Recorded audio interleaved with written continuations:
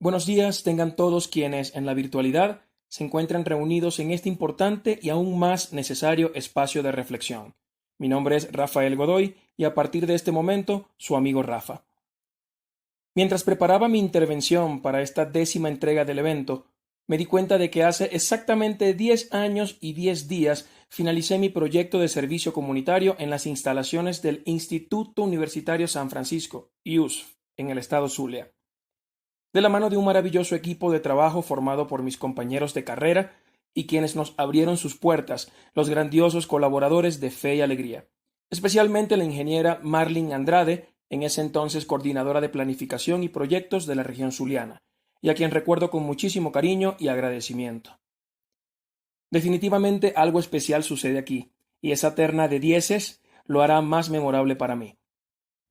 Hoy regreso a Fe y Alegría con la fortuna y el privilegio de dirigirme a ustedes cargado de respeto y admiración, ya que es inmensurable el valor de los aportes que están haciendo a la educación y consecuentemente a la sociedad y el desarrollo.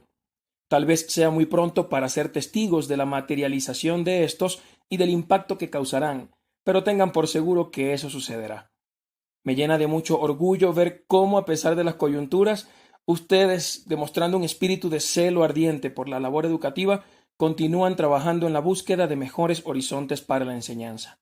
Gracias por permitirme sumar en este itinerario.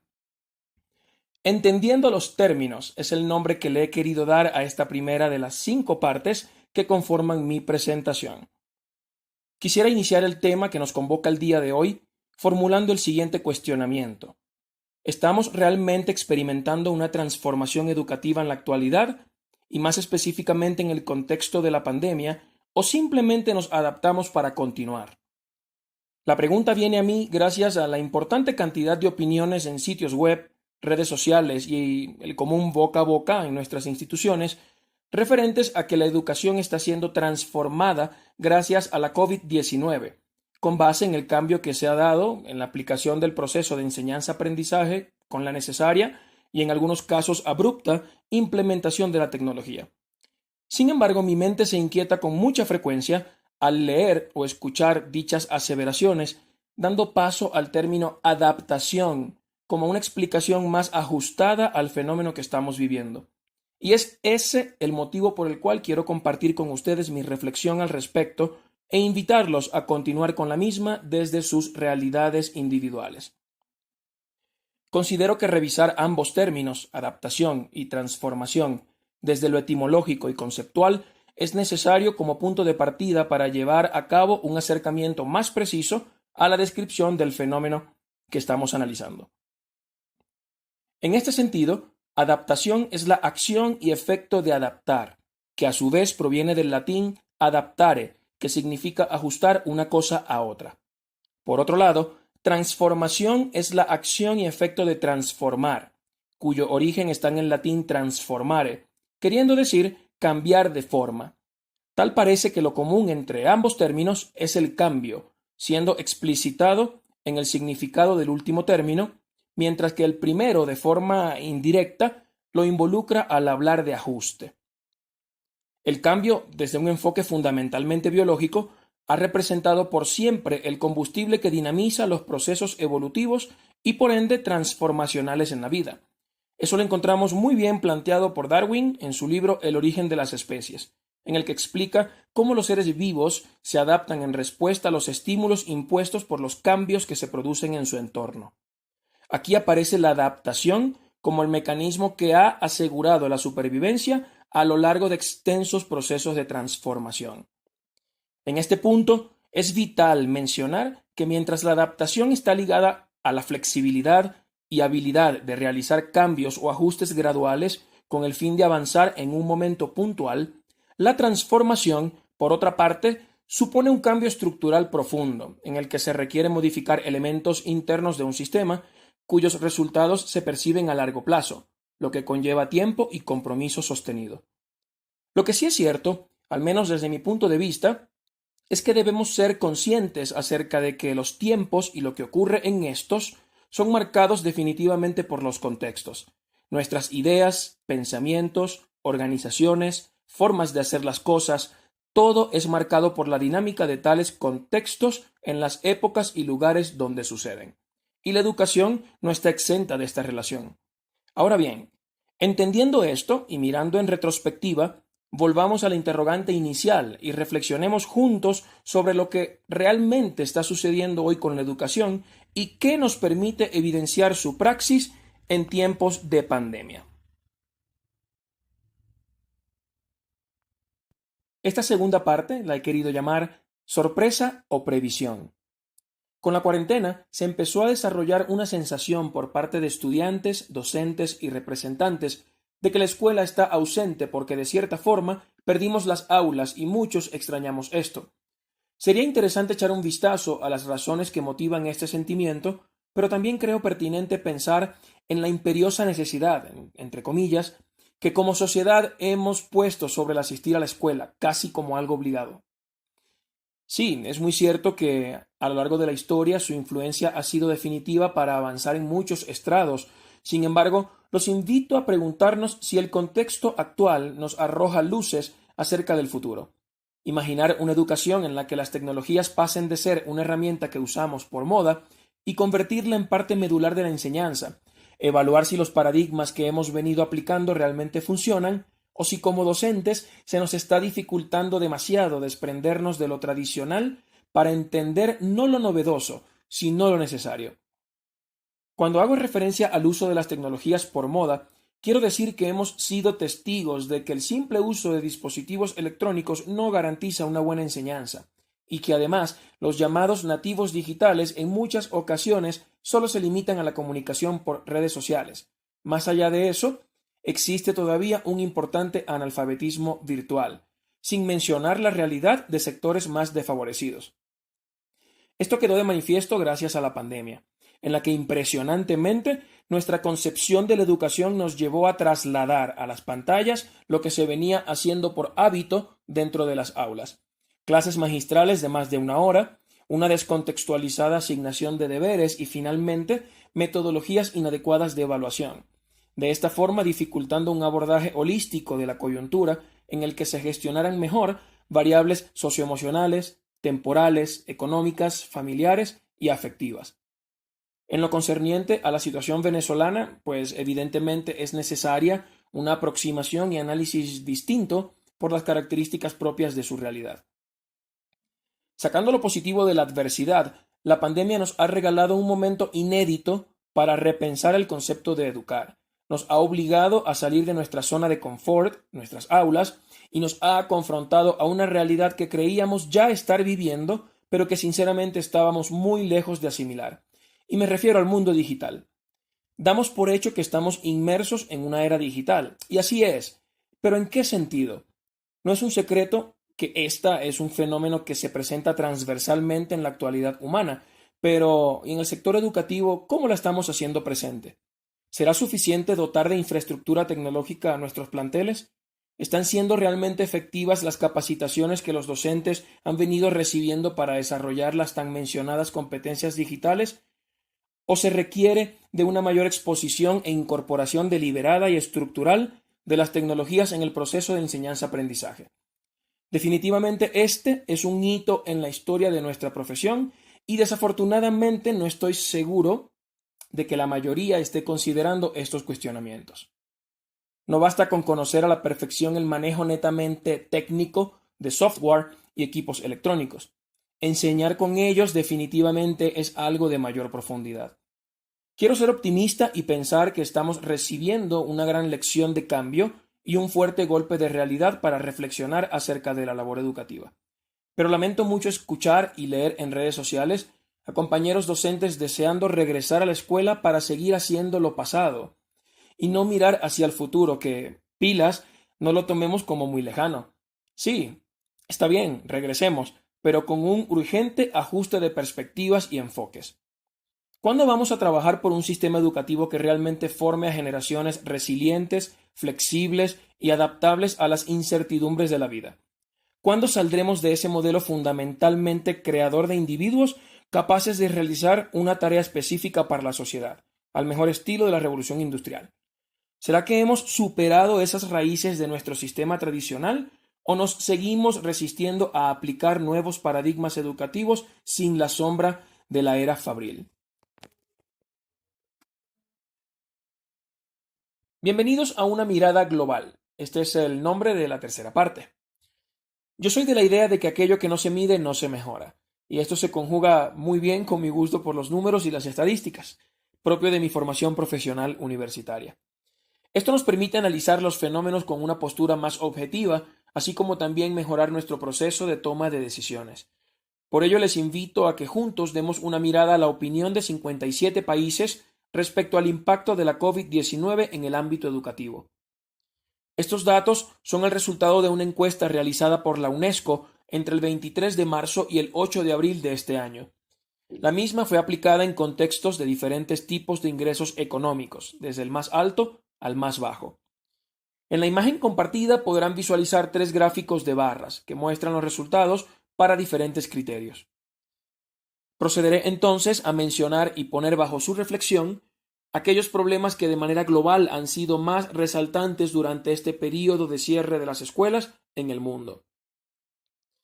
Me gustaría empezar indicando que en el gráfico número 1, con relación al impacto en la salud y bienestar de los estudiantes, el 61% de los encuestados está de acuerdo en que lo más preocupante y que ha representado el mayor de los retos es el efecto psicológico en los niños, seguido por un 57% de preocupación por el aislamiento social. Por otro lado, en el gráfico número 2, respecto a asegurar el aprendizaje de los chicos en casa, casi tres cuartas partes de la población de estudio, reflejado como un 74%, respondió que lo más grave ha sido la falta de preparación de los padres para abordar la educación a distancia de sus hijos, mientras que la interrupción en el calendario escolar y en el aprendizaje alcanzó un 70%. Ahora bien, me gustaría que concentraran su atención en el tercero y más grande gráfico, el cual presenta las mayores preocupaciones referentes a la implementación de la educación a distancia como estrategia mundial para afrontar la crisis. Pueden notar una comparativa de los resultados entre 7 principales retos. Quiero recalcar nuevamente que se están mostrando los datos globales de la encuesta. Esto significa que están inmersos todos los países participantes y por lo tanto los diferentes niveles económicos. Si desean revisar el informe completo y detallar la data específica por niveles económicos, con mucho gusto lo puedo hacer llegar a través de los anfitriones. Pues bien, perfecto. Seguramente ya se dieron cuenta de que increíblemente un acceso desigual a las TIC en los hogares representa el mayor de los problemas, con un 87%. ¿Quién lo diría, no? Le sigue muy cercanamente con el 80% la preocupación por la falta de habilidades adecuadas en los padres para usar las TIC como apoyo en la educación de sus hijos en casa. Interesantemente, no muy lejos se encuentran los docentes, quienes de acuerdo al 64% de las respuestas tampoco poseen las habilidades requeridas para trabajar con estas tecnologías. Impresionante en pleno 2020. Sin embargo, considero que eso no es lo más remarcable. Veamos qué nos deja ver la pandemia con relación a los estudiantes y las TIC. Como pueden notar, para un 48% de los encuestados, es decir, casi la mitad, los chicos no poseen las habilidades que se requieren para aprender en esta modalidad. Recordemos lo que mencioné en el audio anterior acerca de los nativos digitales. Ser experto en el manejo instrumental de dispositivos electrónicos y uso de redes sociales no garantiza que se pueda aprender. Hay que culturizar en este sentido. Analicemos que, aunque es inédito este paso total de la escuela como un espacio físico a un entorno virtual, la historia escolar nos dice que su vínculo con las TIC no lo es tanto. Cierro esta parte comentándoles que el informe de la encuesta, insisto, es mucho más extenso e incluye breves análisis y recomendaciones muy interesantes, de las cuales me gustaría compartirles la última de todas, y hace mención a que basados en las lecciones aprendidas, necesitamos hacer que la educación sea más resiliente para afrontar futuras crisis, y esto en parte, ya que es una cuestión multidimensional, es posible mediante una mayor integración de las tecnologías en el proceso de enseñanza-aprendizaje.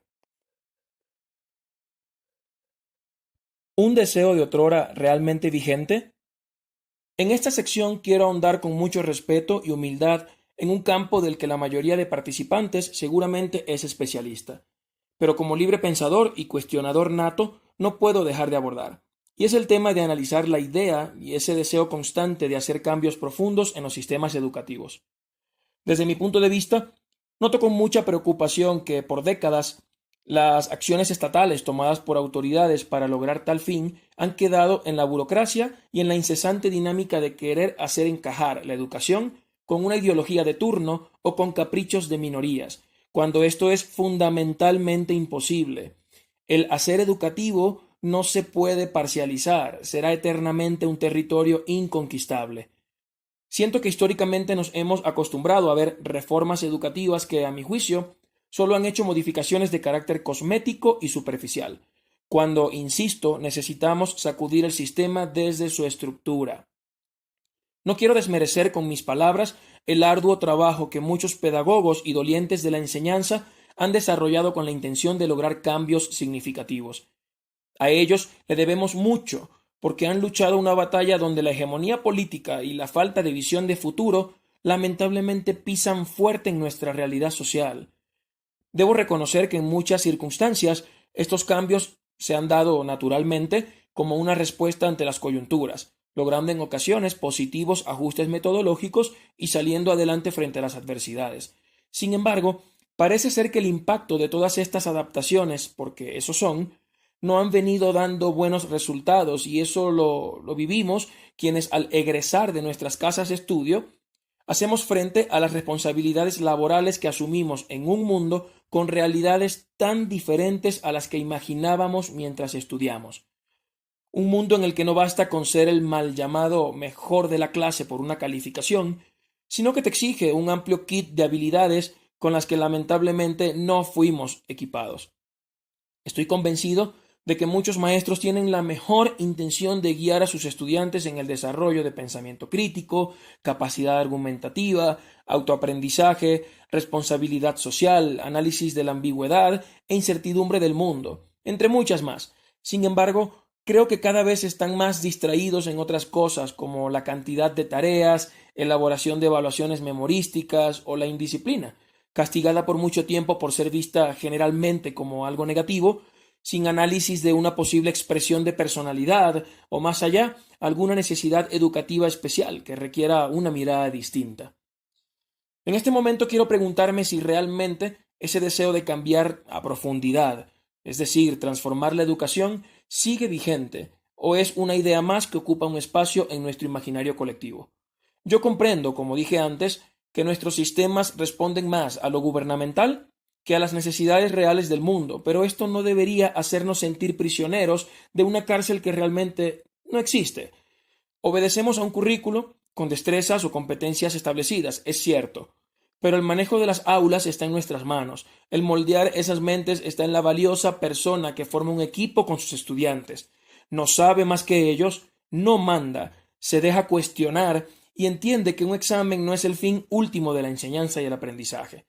Definitivamente, el método empleado para ayudar a estos niños, niñas y adolescentes debe, a mi criterio, romper esa obsoleta filosofía de la escuela tradicional y dar paso al enfoque de que estos chicos piensan por sí mismos, guiándolos en su autonomía, manteniendo, por supuesto, un delicado equilibrio entre su desarrollo cognitivo, personal e interpersonal.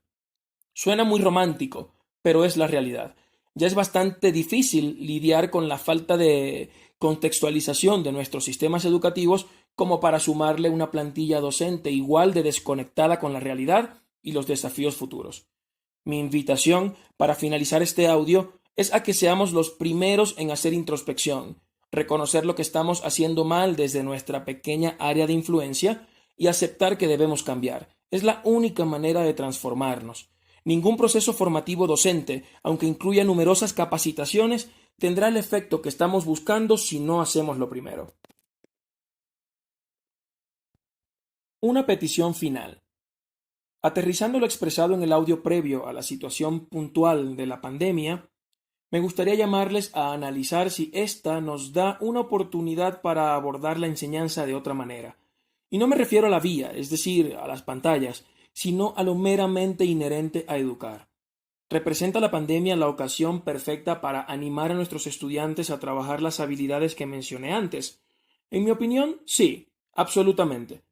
Tuvimos y tenemos en nuestras manos, desde la educación a distancia, la opción de hacer lo que siempre hemos debido hacer en la presencialidad: orientar a los estudiantes en el análisis del contexto actual, involucrarlos conscientemente en su dinámica, ayudarles a canalizar su curiosidad y guiarlos en el entendimiento de los efectos sociales, económicos, ambientales, familiares, escolares que trae consigo.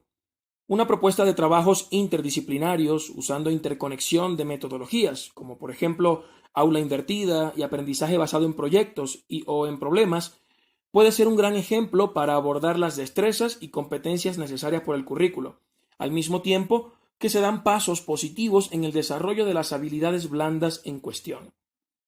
Pero, ¿qué seguimos viendo aún en tiempos de COVID-19?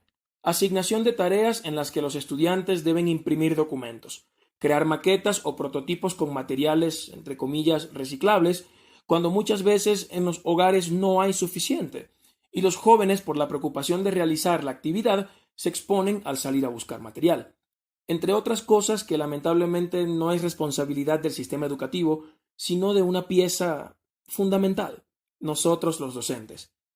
Al hacer esto, enviamos un mensaje incongruente con la situación sanitaria reciente e incluso en contra de la realidad ambiental que vive el mundo. Hay otras formas de practicar la educación, pero requerimos desaprender para aprender, desprogramarnos, salir de la caja en la que hemos decidido estar confinados por muchísimos años y abrirnos a nuevas posibilidades y paradigmas.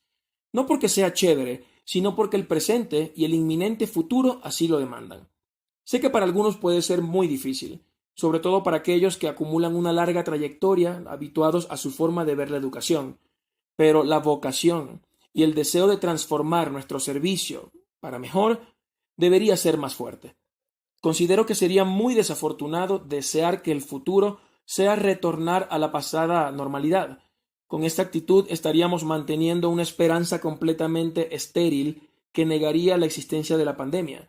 Aprovechemos este tiempo para reflexionar, evaluar buenas prácticas y, por favor, no permitamos que este hecho extraordinario se desvanezca en el tiempo. No sería justo para las siguientes generaciones que hagamos como si nada hubiese pasado.